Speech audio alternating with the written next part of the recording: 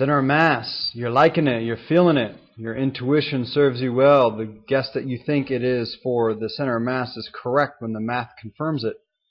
But I know you're a little bit indignant. You're asking, where is the calculus in all this? I signed up for AP Physics C. I want some calculus.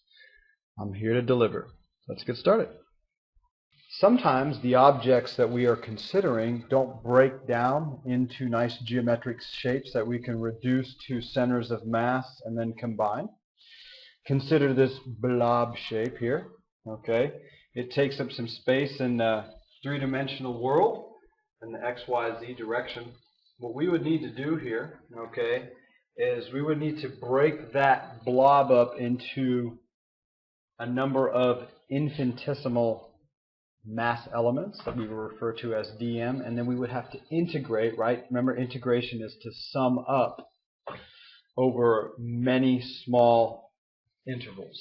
So we'd have to take all those little dm's and add them up over the whole until we got the whole mass of the blob. And what that's going to do to our math, okay, as it has done previously, is it's going to change this equation, okay, into this equation right here, okay, where we take the position of each one of those mass elements, the position being given by that position vector, okay, that three-dimensional position vector, and we would have to sum up it. You know, we might even have to work in three different dimensions at once, or integrate over three dimensions. Now that's a little hairy for us, okay. We're not going to get into integrating over 2 and 3 dimensions. We're going to focus solely on one-dimensional problems. That's the only kind of problem that you would see on the AP Physics test. So let's take a look at a one-dimensional problem. We're actually going to pick a problem that you already know the answer to, okay, and that is a uniform rod, okay, of length L. So I've placed this rod in a coordinate system already, okay, and I've given it a length L, and I've that black spot there in the center, okay, is supposed to represent our infinitesimal mass element, right, our dm.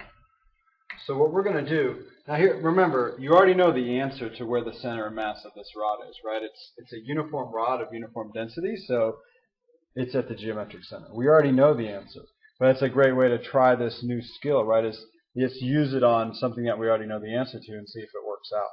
So what we're going to do is we're going to take each one of those mass elements and sum them up from 0 all the way up to L, right, where each one of the mass elements is given by its position x. Okay, so we're only going to work in one dimension here. It's going to look like that.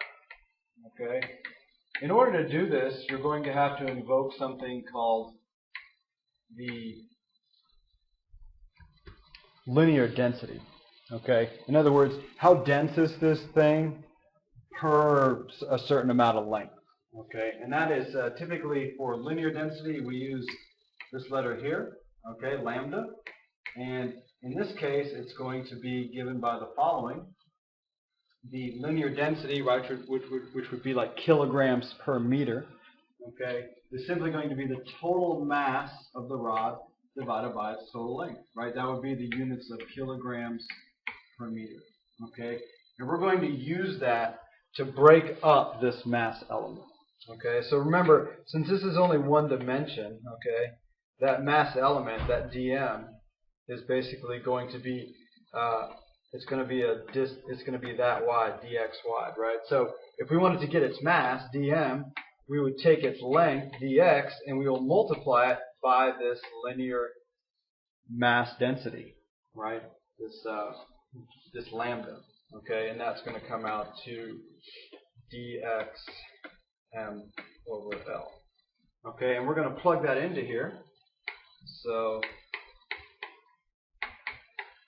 we're going to integrate from over the whole length of the bar from 0 to L, and we'll leave this as x, but this dm gets replaced now with the dxm over L. Okay, and then of course this is just a constant, so it's going to get pulled out, right? So I think you'll see that when we integrate x, that's x squared over 2, right? So we have m over L, x squared over 2, evaluate it from 0 to L, and we get the following: ml over 2, right? But remember that all this is equal to m times the center of mass coordinate, right? So we're going to divide both sides then by m, and you're going to see that we get exactly what we knew to be true, which is the geometric center. So this would be a way to apply integration to problem solving in terms of center of mass. In class, we're going to do one that's slightly more complicated, one where you, again, can guess where the center of mass is, but you won't know it exactly. Okay? There you have it, center of mass by integration.